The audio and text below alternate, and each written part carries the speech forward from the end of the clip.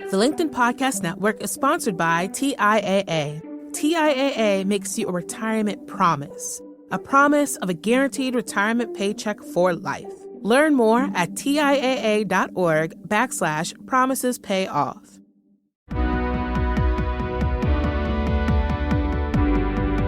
I'm Maura Aarons-Mele, and this is The Anxious Achiever. We look at stories from business leaders who have dealt with anxiety, depression, or other mental health challenges, how they fell down, how they picked themselves up, and how they hope workplaces can change in the future.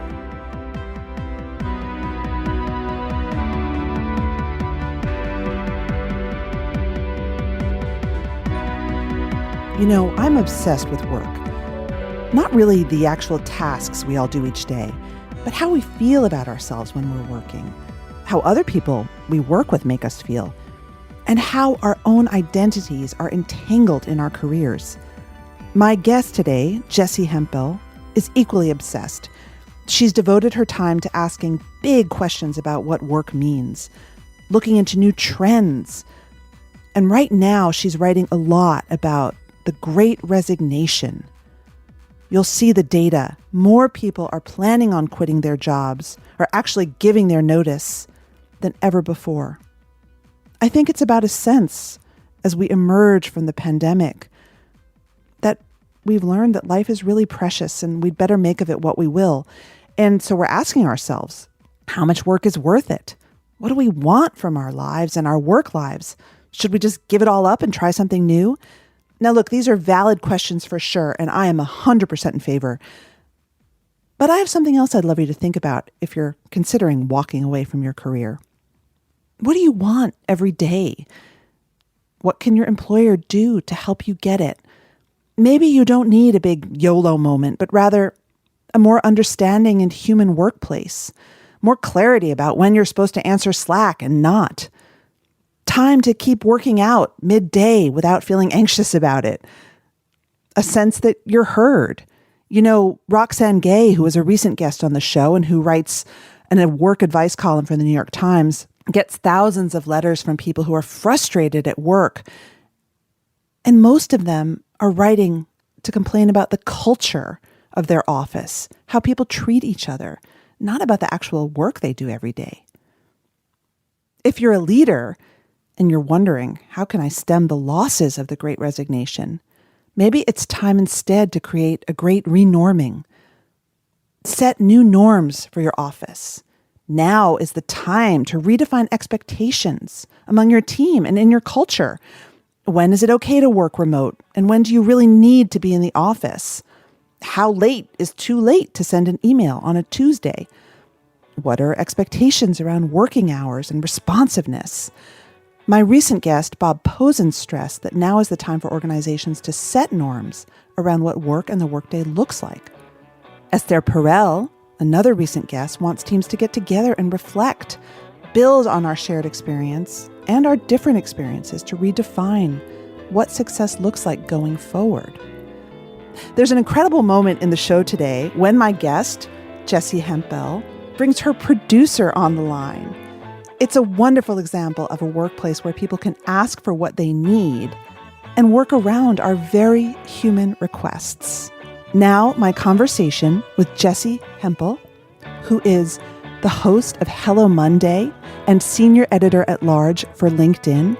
Jessie is a longtime journalist who asks the big questions around what we all want from our careers.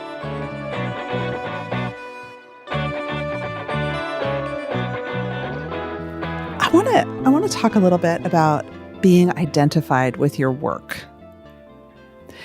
I've been listening to your show since the beginning, and I wanted to get your personal opinion because the people you have on your show are extraordinary, but they share something in common, which is that they kind of are their work, right? You had Angela Aarons on, and I think she said, like, there's no separation for me in my work. Like 24/7, I am living it. I am breathing it. Like the passion in this woman's voice was just so incredible.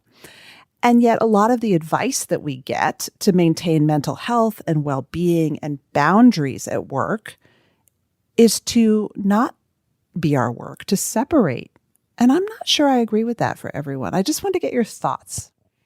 Well, it's a particularly interesting question in light of my work personally. I think that as we move into the future, the idea of a resume, a flat sort of set of things you've done on a piece of paper, is being actively replaced by the idea of creating a professional identity.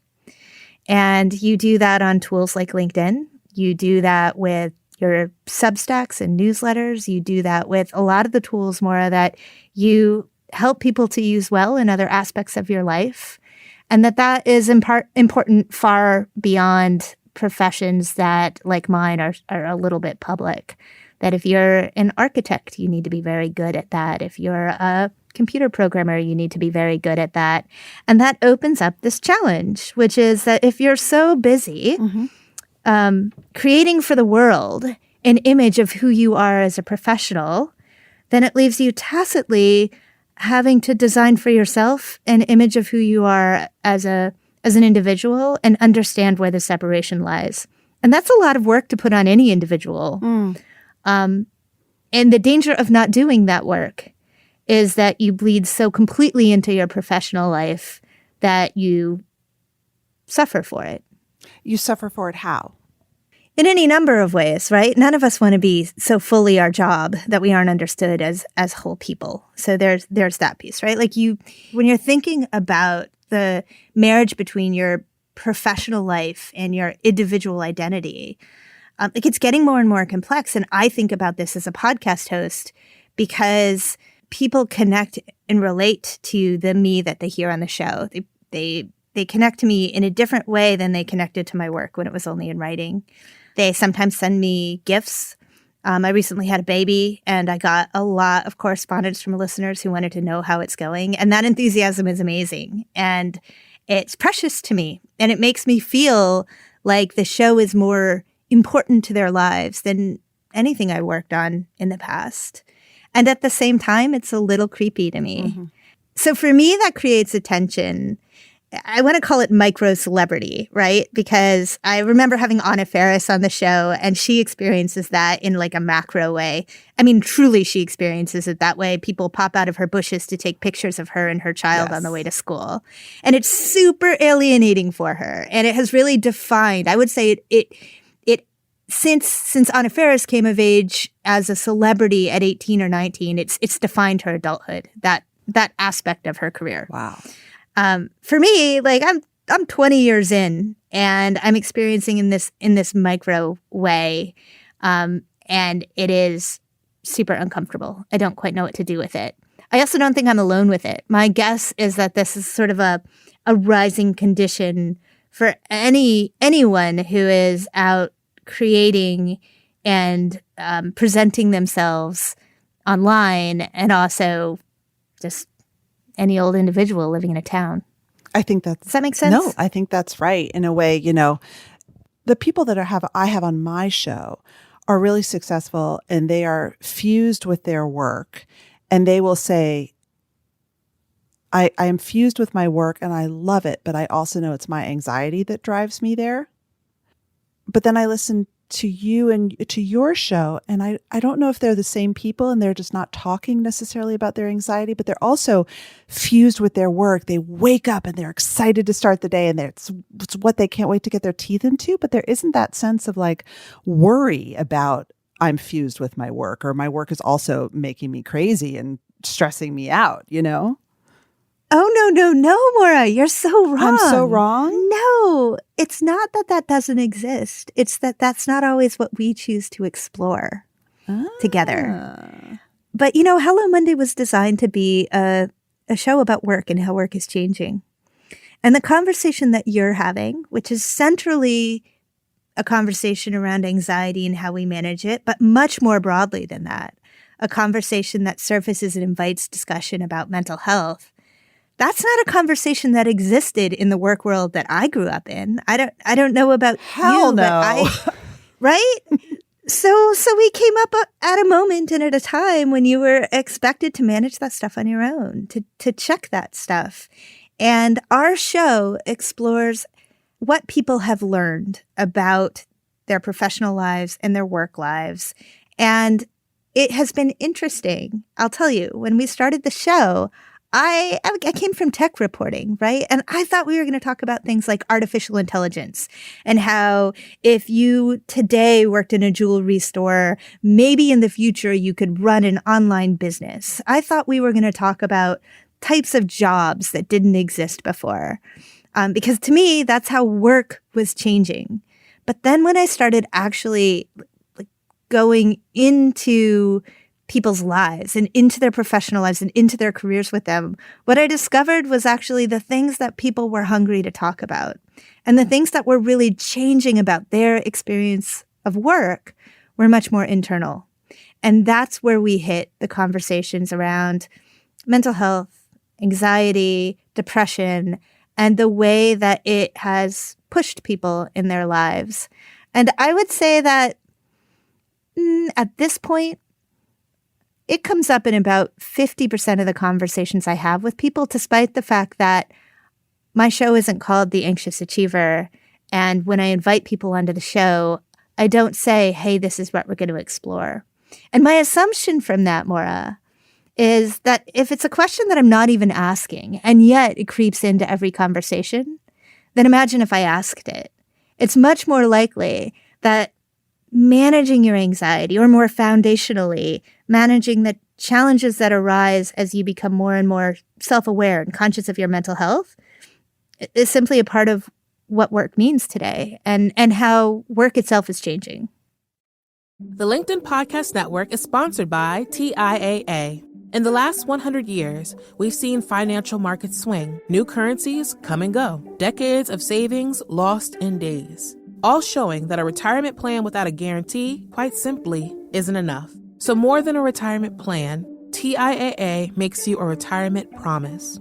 A promise of a guaranteed retirement paycheck for life. A promise that pays off. Learn more at TIAA.org/promisespayoff. What has your journey with anxiety been like over your career? Well, so I want to start by saying that I think that there is a distinction to be made that's a pretty important one. And that is that I would say that I'm an anxious person. I know that I'm an anxious person. Like my earliest thoughts as a young child involved okay, the firemen came to talk to the Brownie Girl Scout troop and mentioned there'd be a house fire in every American's life at some point, and so it must be tonight, and I'm worried about that. That was like me at 6.5, right? Like I'm an anxious person. But I also would say that I'm not a person who has clinical anxiety, and that's really important because I think it's a different experience, and I think that we get into trouble when we, as anxious people, expect that the people that we work with who are dealing with anxiety at a different volume or at a different level can navigate that anxiety in the same way that we can. So I'll tell you about my experience, and then I'll tell you about my team's experience. Ooh, good.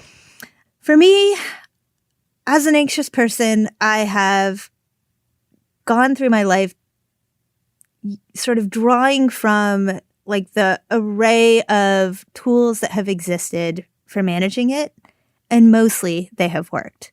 So early in my career, I became very involved in meditation. That worked for me for a while. I have to tell you, I'm touch and go with Maura. I talk a big game with meditation. But it sounds like you were onto it before it was, mainstream in every tech CEO's life. Okay, here's what I would say about that.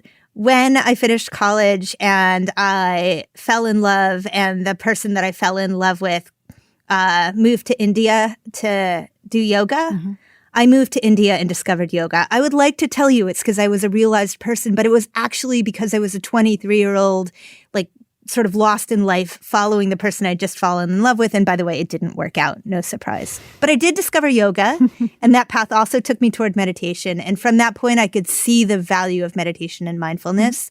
And I have found small ways to bring it into my life.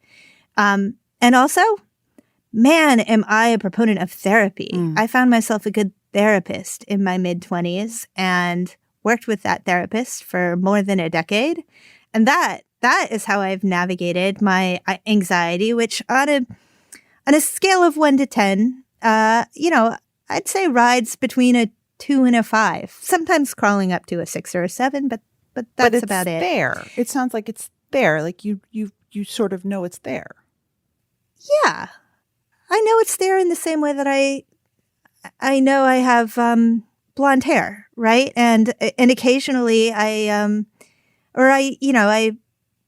occasionally find that I need help beyond what I have the tools to do on my own to manage it. And then I'll go back to therapy. Or for me, I mean, it's the most simple hack in the world, exercise. Like for me, the way it manifests is this. I wake up at 4 a.m. I can go to sleep fine. I can navigate my life fine. Things seem to be going okay during the day, but I wake up at 4 a.m. And sometimes I don't even feel anxious. But I have learned over time to know that I am anxious if I'm waking up at 4 a.m. And so when I start doing that, then I make myself start to exercise again.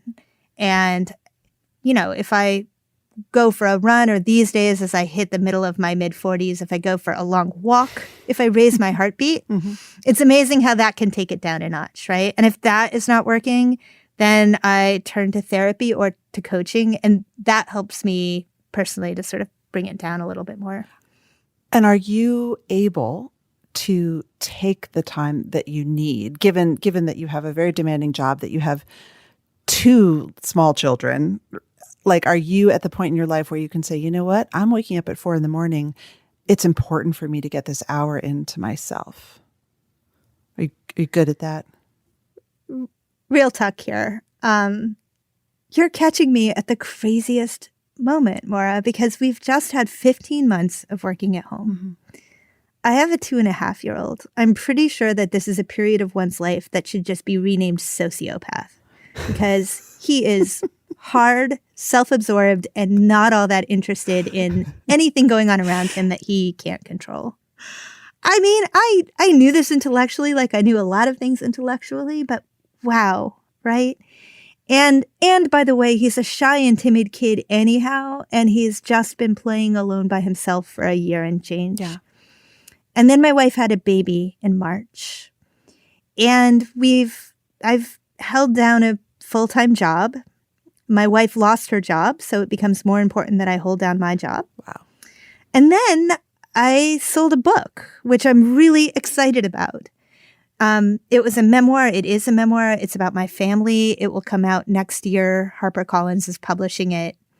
And it's like the passion project I've always wanted to work on, except I thought that when it was time to do that passion project, I wouldn't have a full-time job, the need for that income, and 2 small children. And so the way that I have decided to navigate this, and by the way, it has mostly worked for me, Maura, is by extreme compartmentalization. And so I wake up at 5. I write from 5 until 7. I take over parenting duties from 7 until 9. I do my LinkedIn work from 9 to 5.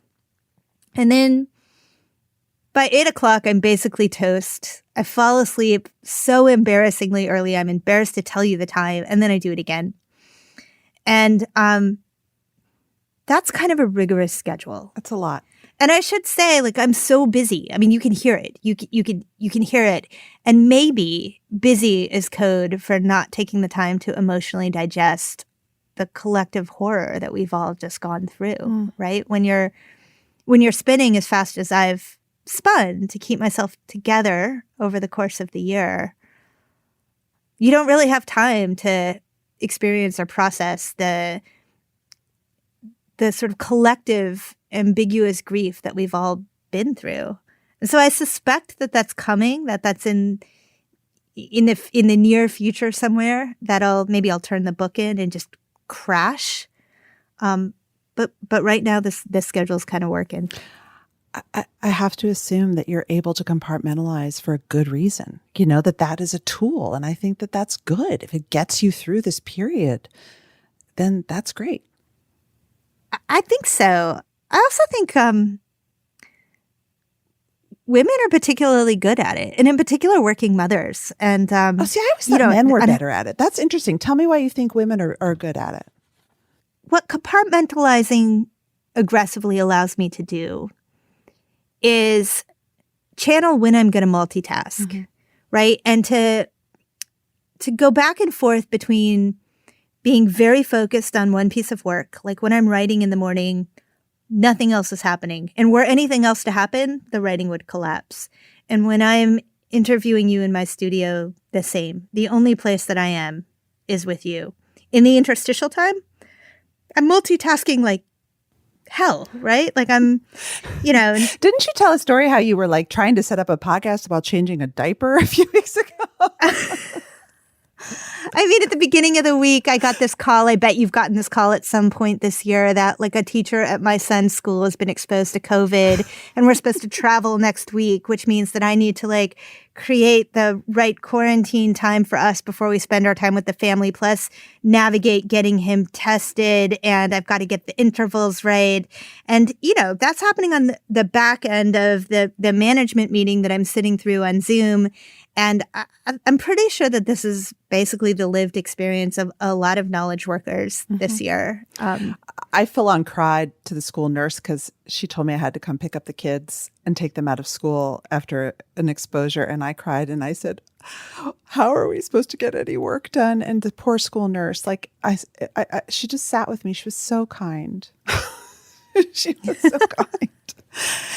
You had Esther Perel on your show.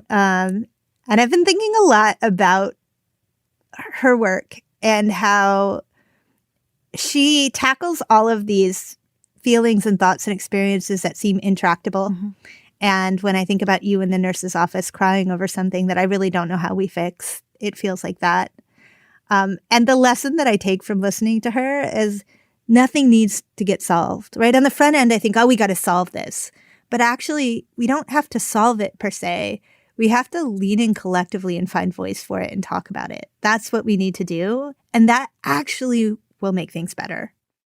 Do you think that the changing nature of work is going to be able to hold more of that collective? Esther Perel would say that we need to learn how to be collectives at work. she, and it's funny because, I'm thinking of her family history and, there's some Israeli kibbutzi stuff in there, but I think she has a good point when she says like, we need to collectively learn to ask questions and hold each other, not physically. Are you seeing that? Do you think that people are getting better at that? Just listening to each other and understanding our humanness? So work is being collectively just completely restructured right now. And let's get very tactical about it. Like where your office is changing. Right. And how often you're going to go in is changing. And that change is not dictated from a top-down perspective by companies. In fact, in the short term, companies are going to think that it is. I already see this, and their employees are all going to leave. Like we're in the middle of a trend we call the Great Resignation, where you're seeing incredible turnover. Some of that turnover is happening because it would have happened anyways. People haven't moved around in a year, and people move around. They do that. But a lot of folks are leaving because they've just had enough. In fact, we've got an episode of Hello Monday coming up on this, and I asked listeners to send me just audiograms telling me their stories. And I got, dozens of these audiograms. And there was one sentence that I just kept coming up and up and up, always from women. And it's I was just done. So I've been thinking, like, what does that mean? I was just done. Done like Thelma and Louise done? Or like... Done like Thelma and... No, really. Yeah. Like Thelma and Louise done. Like... It's not about the employer. Very often, I like my job. I like the company I work for. Sometimes it's about the actual work they're doing, but more often it's that people need to step back and take a break, and they need an employer who's willing to be flexible and meet them where they are. And when they can't get both right now, they leave, and that is shifting the power balance here from like the top-down dictate of what work will look like that we have come to expect from companies to the bottom-up dictate that that talent will define for us. Like the future of work is going to be defined by all these people who are done, who are leaving, and who will find their way back into the workforce. I think that will be the big 2021 story about work. You think they're going to come back to traditional work, or they're going to just, I mean, historically women have gone and they've started small businesses or they've started consulting.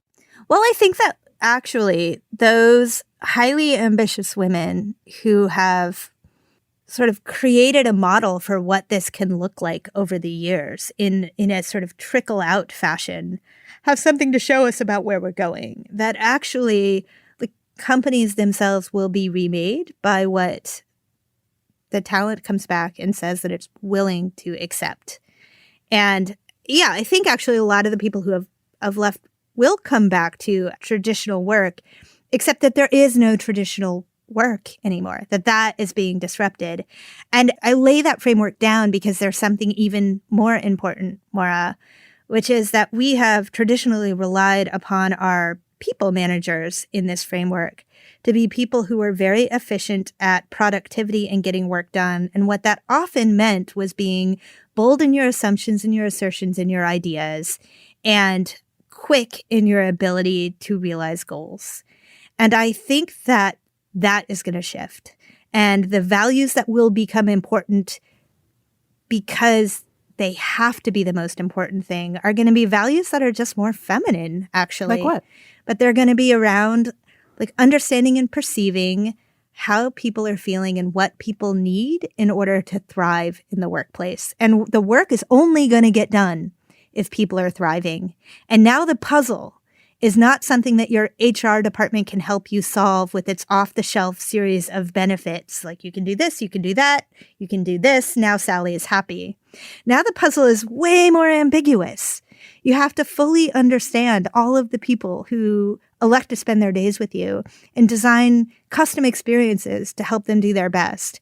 And frankly, I think that's actually a model in which the women that I know, and men too, who embrace empathy and compassion and lead with a sense of like what it means to be human are going to thrive in.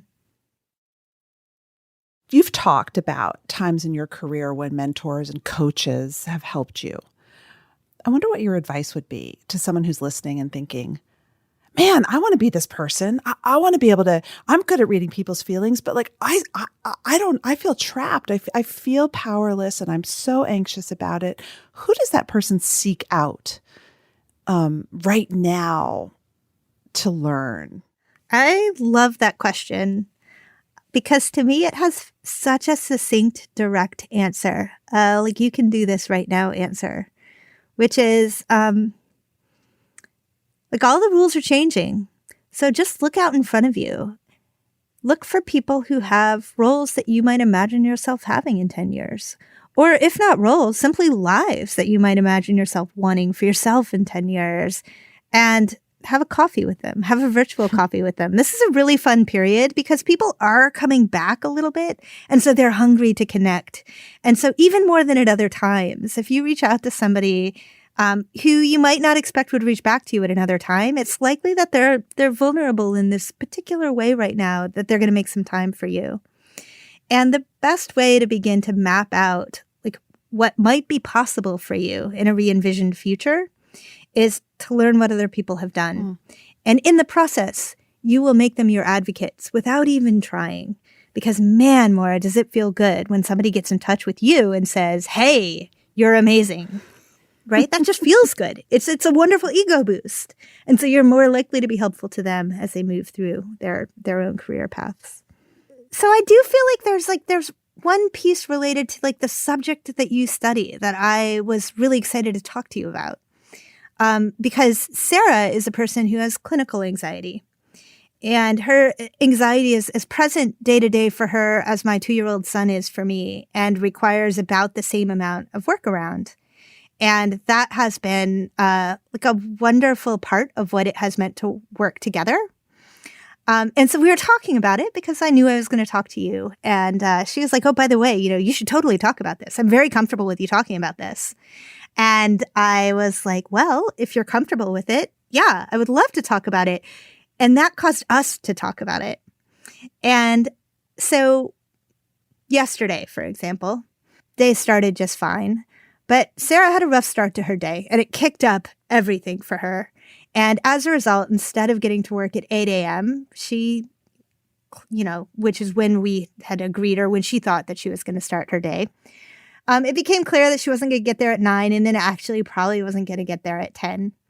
And maybe in an earlier working world, like that in itself would have like ratcheted up her anxiety and my anxiety to the degree that we really wouldn't be able to navigate it well together. It would kind of throw off the whole day. But I think it says a lot to how we work as a team that my answer to that, at least internally and then externally, is like, oh, anxiety day. And it has the same sort of, I mean, it's a wonderful thing about our team that we trust each other so much. And we are both so committed to the product that it doesn't matter how we get there, right? And so in the same way that the day before, I had to leave a meeting in the middle of the meeting to go deal with the fact that my son's teacher had this COVID scare, like she couldn't get there until 10. And when she got there, she knew that that was no problem at all for me. And she was able to say very transparently, oh, it's an anxiety day. And I was able to say, is there anything that I can do about that? And we kind of centered on it. And then she wasn't quite herself for half the day. And that was fine because that was just the day we were having. And because it was fine, by the end of the day, she was completely herself. And here we are again today. And I kind of wanted to tell you that story because it got me thinking about the new sort of work norms around how we talk about anxiety and how that leads us to be better people, but also much more productive professionals. Well, I just wanted to ask you, like, oh, God, so funny. I wish I could like three-way Sarah in, but I'm on the mic if you want. Yeah, you actually can. You could welcome to bring Sarah in if you want. Really? If you want, I'm here. Well, I guess my question, Jessie, is how did Sarah, and hi, Sarah, when did you decide to tell Jessie about your clinical anxiety? What made you feel it was going to be okay enough? And I mean, how often does it come up? That is such a good question. I think along with a lot of other people, I think my diagnoses have sort of shifted over time. And like we landed on anxiety a few years ago. And I don't know how early I let on. I like to think I was pretty transparent pretty early on because I'm also trying to own that like this is a facet of my life. Like if I needed to excuse myself to check my blood sugar, that would be no problem. If I needed an accommodation to deal with something physical, like more physical, that would be a thing. I also I had a lot of health issues last year and we went remote 6 weeks in. So I had to be really transparent about what was going on with me. And then I had to show that I could do the job. So I think it does cause me to like over rotate and try to I share it and then I try to overachieve, if that makes sense, to be like, it's not going to be a big deal. But I also just think enough with the shame and the only way to change how we address it in the workplace is to get braver about talking about it and be like, this is a facet of my life, the way that Jessie's parenthood is a facet of her life. And we both handle those things and we let each other know when it comes up and we tootle along when it doesn't. Right. I think I knew it when you interviewed. I'm pretty sure that you talked about it when you interviewed. And it was part of why I felt like you were the right candidate because we had a ton of interest in the role that you have now. And the thing I needed to know most was that I could trust my producer. I don't know more if you feel the same way, but I needed to trust my producer to handle the small stuff and know that the small stuff there's so much small stuff to producing. And it was very clear to me that Sarah's anxiety was going to be her super secret weapon, that nothing would get forgotten. And if she was self-aware enough to be able to communicate with me about it, I knew she was actually the best employee for the job because of it. Thank you for saying that. I had totally forgotten I disclosed in the interview, but I'm really glad that I did. And yeah, I have developed a spidey sense. It's like that hypervigilance that anxious people have, right? But sometimes it really does come in handy. It's like I can almost smell when there's an issue with an upload, right? I just somehow know. Well, I just want to zoom out and say, yes, we hypervigilantes are very good at the small stuff, but the true business superpower, Sarah, is that you can smell what's coming around the corner. You are thinking also about what's coming on the horizon editorially. And I think it makes us both very attentive, but also forward thinking in our work, which is, I think, a killer combo. So I really am grateful for you two, to you two for sharing that. That's fantastic. Thank you.